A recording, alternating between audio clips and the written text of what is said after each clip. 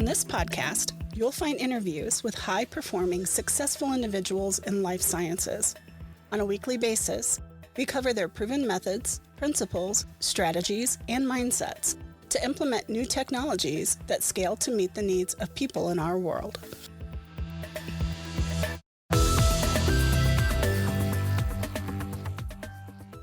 Welcome to the Life Science Success Podcast. For those of you who don't know me, my name is Don. I'm a consultant in life sciences, and I help companies manage complexity and really focus in on the strategy, people, process, and technology. We have a weekly series called Thoughts at Scale, and you could find the link for Thoughts at Scale at the bottom of the existing page, but it's thescalingmethod.com/thoughts at scale. The topic for this week actually is change management. So for many organizations, as you grow and you get more and more people, this sort of resistance to change becomes a natural part of something that every organization starts to experience. And so we've got a whole host of topics that we're going to cover in the Thoughts at Scale session, as well as providing some tools as well that people can use for managing change. And so with that, let me bring in my guest. In this episode of Life Science Success, my guest is Sucheshna Patil. She's the CEO and founder of MobilityZ Health, a health-focused biotech engineer, innovator, researcher, building health technology products. And so with that, welcome. Thank you. Thank you, Don. I appreciate this opportunity. And hello, everyone. Yeah, thanks a lot for being on. I really appreciate it. And I looked at your background and just thought that it might be a good place to start if you could just share a little bit with everybody in terms of what it is that sort of brought you from biotech engineer to now working at MobilityZ Health. Yeah, absolutely. So I get that question a lot. It's a long journey from being a biotech engineer, figuring it out where I wanted to focus on my career early on, and going from there, doing engineering and then masters, further working in healthcare sector because that's the most prominent sector for biotech engineers to work on more research and human health and understanding more from the perspective of life sciences, that how we can develop new methodologies and research in a way that we can find more solutions utilizing the technologies. So I had my own share of experiences working in healthcare sector in Methodist, MD Anderson, and Baylor College of Medicine, where I realized that I do have a strong background of science, and my superpower was research because it was it came naturally to me, where I had this love for healthcare, my father being a doctor, and then coming from the expertise of a biotech researcher to more focus on the health diseases of humans and how we can solve them and intersect that with the current problems that are going on with people. So that's how I came into thinking more about brainstorming, soul searching, meditating, at what would be my next move after working into research. And I realized that startup is my next move because the love for innovation, having the background as an engineer and a researcher, and working efficiently with the finding solutions on technology and health integrated, realized I could build some more digital health solutions. I worked in 3 different startups before, which gave me more insights on how we can think strategically to develop these solutions. And that's how Humans in Space Inc. was born, which is also known as MobilityZ Health. So can you tell me a little bit more about what MobilityZ Health is and what are the products that you provide? Yes, so we are very focused as a startup should be, and niching down the problem of orthopedic care.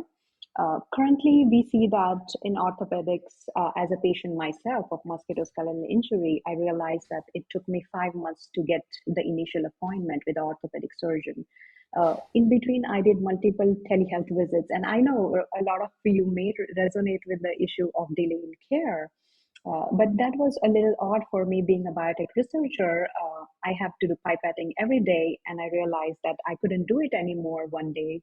And then I started working on a solution that might help for early care, and we can do it with the software. So this way, the patient do not have to wait for 5 months to get the initial appointment, and they would understand that what's wrong with them, how either they should go for a surgeon or a physiotherapist or maybe a general practitioner or a non-surgical orthopedic specialist.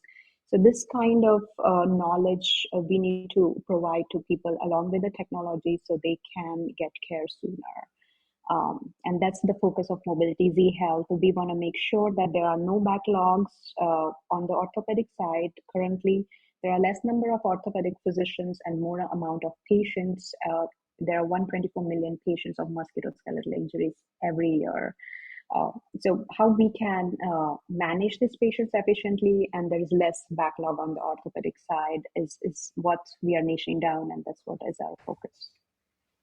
And then how does that relate then to humans in space? Because I know that we talked about this before we got started, that more or less, your focus right now is on MobilityZ Health, but at the same time, you have humans in space as well. Yeah. So it's the company is like we do transaction as humans in space, Inc., but we realized that, hey, it would be more resonating if we have a health side of the name, because the product is so much for orthopedic doctors and patients. So we changed and we transitioned into MobilityZ Health. So both are the same companies, just with two names, but they are now like doing business as MobilityZ Health. I think it's an important thing to highlight because I think there are a lot of entrepreneurs, and the reason why I sort of wanted to draw this out of you is that I think that there are a lot of entrepreneurs that start with a key idea in their mind in terms of what their company should be named or whatever. And then we all sort of get down the path a little bit, right? And then all of a sudden look back and go, it's kind of hard to associate with this thing all the time. And it might actually attract more people if we were named this. And I just think it's a really important, thing to talk about, because I think a lot of entrepreneurs given the chance to rename their company or whatever, and you're not the first one that I've talked to that has done this. More closely, even personally to me, is Music Beats Cancer as a charity, and they started out as a completely different company name as well. And similar sort of story. They, as they progressed along, they decided, hey, look, this seems to resonate with a lot more people than our current name. Yeah, exactly. I feel like there is a branding is a huge aspect of it, because you are producing value into the world. You are on the go, changing the world. You want to make sure that people understand you better, people resonate with you better, and I mean, like for example, Apple, right? If we see, I mean, the name is name, but I would say that MobilityZ Health more resonated in terms of being a health tech company and a healthcare product. And we want to make sure that we are right on the messaging, and also like letting people know that we are talking about the mobility of musculoskeletal injury, so people can move properly, people can work properly. So there are different markets we are targeting, which is like hospital sector, where we are trying to make sure the orthopedics surgeons could get a better screening module with our software, a better analysis module for orthopedic surgeons, and even non-surgical orthopedic doctors can triage the patients, they can analyze the patient virtually, because currently they are doing only in-person diagnosis, and we are creating this huge value proposition where we are stating that diagnosis can happen virtually. A diagnosis could be, you can screen musculoskeletal injuries virtually, and that's where our software is working on to niche it down, where care can be provided anywhere, no matter you are on a holiday on a mountain, or you are in a desert, or you're in space as an astronaut. Wherever you are, your injuries can be detected, they can be screened, and you will be able to know that what's wrong with your particular repetitive motion injury. So important to understand that too in terms of your products. What led you to want to specialize, in this aspect? Was it just the injury that you had in pipetting that led you to this, or was there something more in your background that made you say, "Hey, look, this is something that I really want to, um, essentially build my career around"? Yes, absolutely. So when you reach at a point where you want to make sure your purpose and your passion and what you like to do matches all together. So, along with being a biotech researcher doing my master's on the side, I was also working with a company and like volunteering to write proposals for NASA. And kind of, so as research being my superpower, I was figuring it out how we can create more kind of, break those boundaries and create futuristic health tech research that would help NASA and the astronaut health as well. So when I have my injury myself, at the same time, I was selected for the program, which was citizen science program by Possum Institute. It's like Institute of International Astronautical Sciences, where they kind of train you towards on higher altitudes, upper hemisphere. I wore a spacesuit and kind of studied more on the how an astronaut would feel, how the mobility would be. And at the same time, I had this injury, and I realized that it was so difficult when I was wearing those astronaut gloves to move. And how would this particular astronaut wearing such a heavy suit would be working on ISS, doing spacewalk, and would not get MSK injury because they would be moving their hands in a particular direction repetitively. So now here I'm focusing on hand and wrist injury because I had the same injury and I was wearing these gloves and I couldn't move, and it was hurting when I was doing any task with those gloves.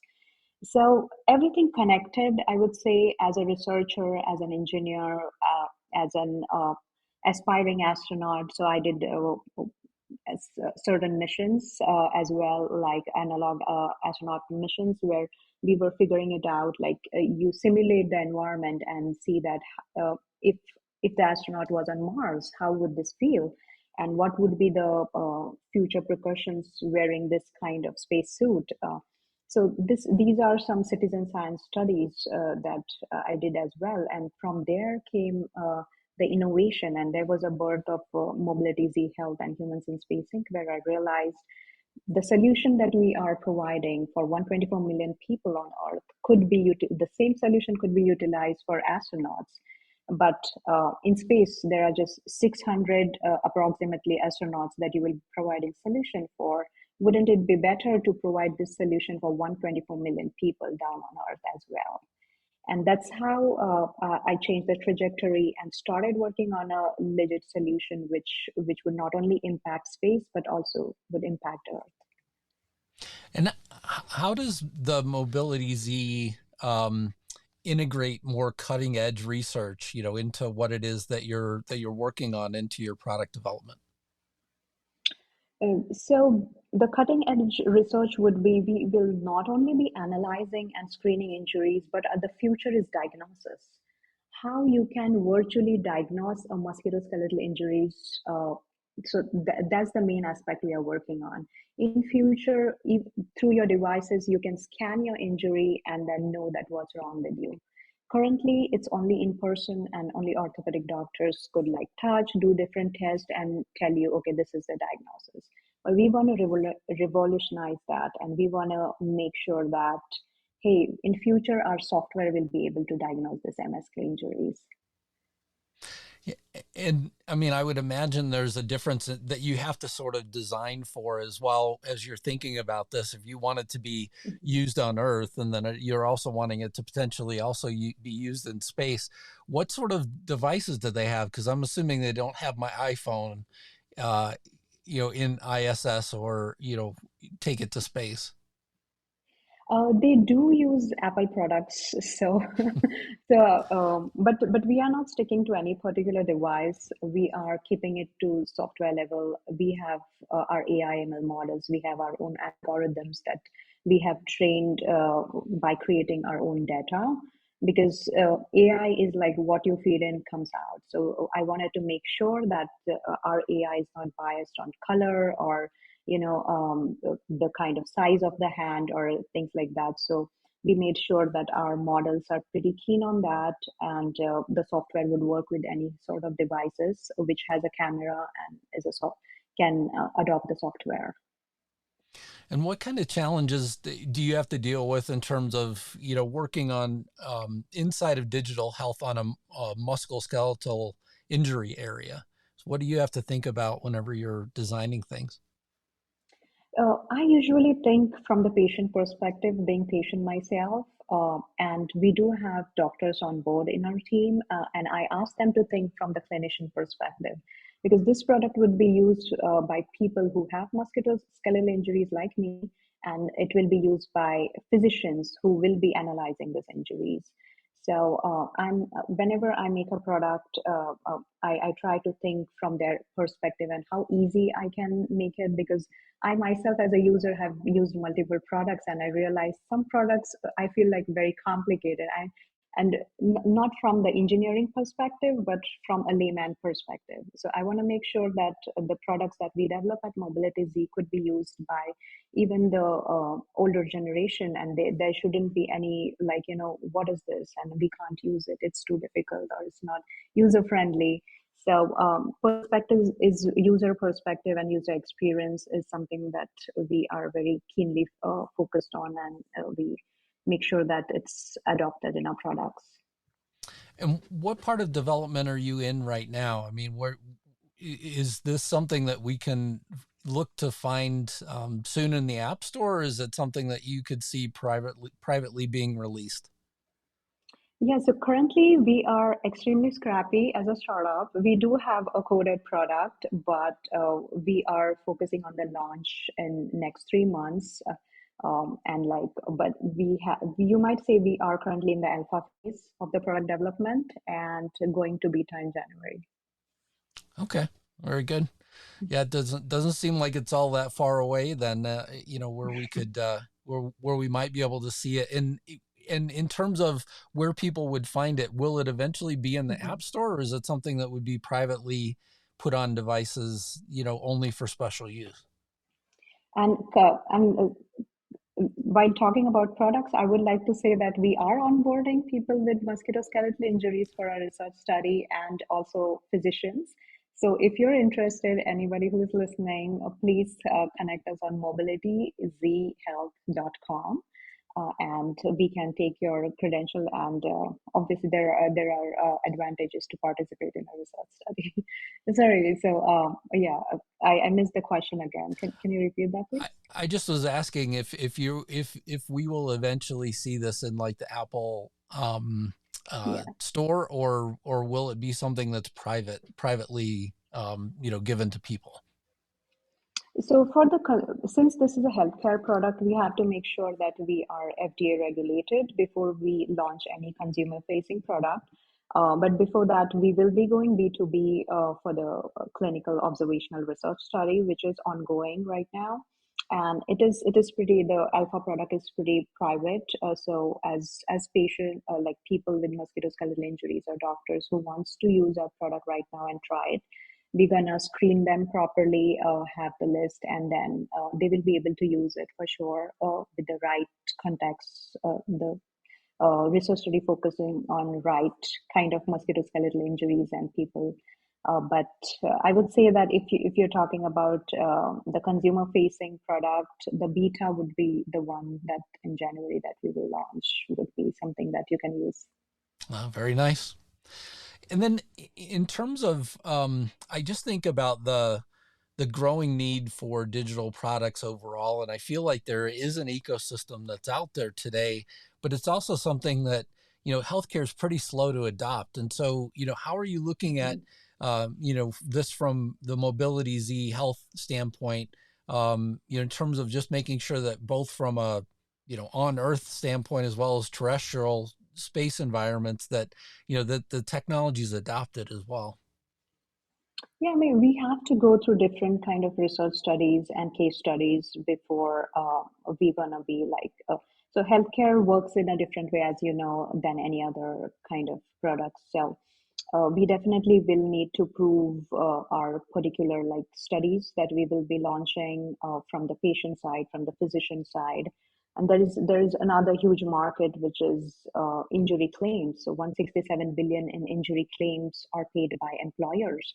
How you can reduce it for employers would be using our product, because our product will screen your employees in a way that only the people with MSK injuries could be detected earlier, and that way the employer doesn't have to pay 20,000 for a surgery which might cost today 2,000. So that detection is very important. Currently the employees go to the workers comp when it's like the last stage, when it's like, okay, I cannot move my hand anymore, I need the surgery.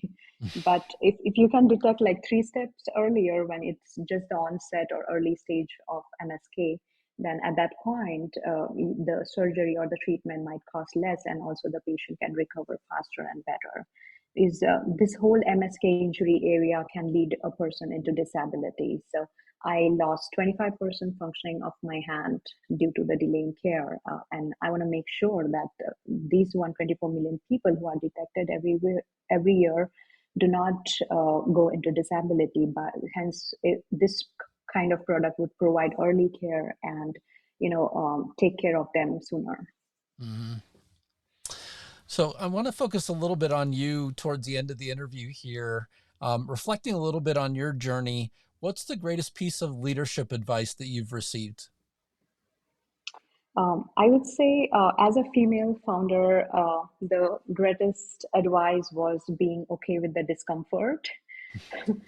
So since we are speeding up now, I have realized every day is a new challenge. Every day is a new discomfort that I'm fighting.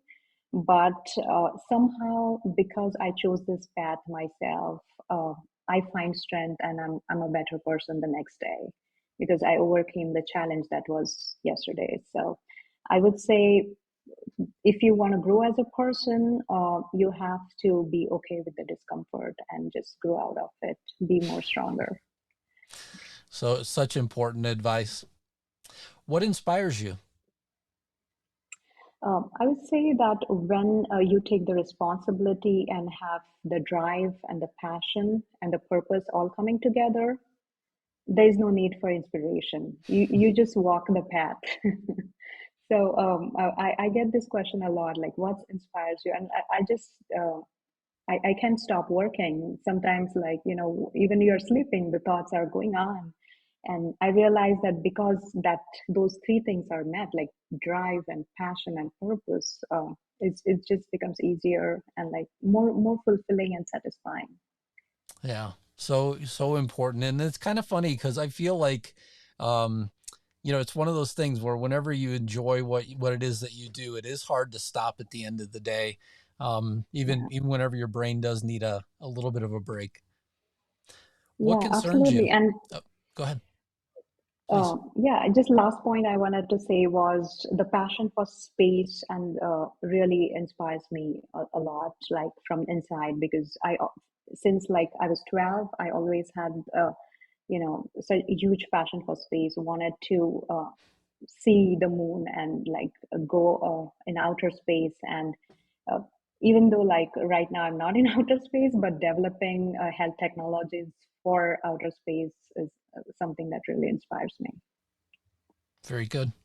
What concerns you?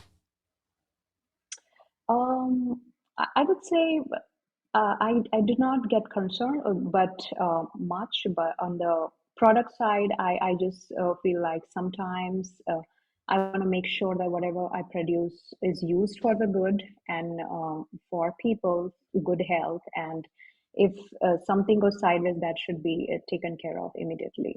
Yeah. Thank you for sharing that. Last question. What excites you? Space excites me. So space health tech extremely excites me. Yeah, yeah. So yeah. Firstly, I would say that this company is like a baby when you start as a startup, and the technology, and seeing yourself as a creator of something new, and developing the tech by yourself, using your knowledge and a perspective, that's something it's itself exciting, and everybody I would hope that everybody gets to experience that. Yeah, it's one of those things where I feel like there are so many people in the world that don't get to experience it, but at the same time there are those key individuals that you sort of find their passion and know that it's either creating companies or building something that they're passionate about, and it definitely sounds like you've done that with MobilityZ Health. And so, Sucheshna, thank you for being on the Life Science Success podcast. Thanks a lot for being here and sharing with us everything that you're currently working on. Thank you for having me, Don.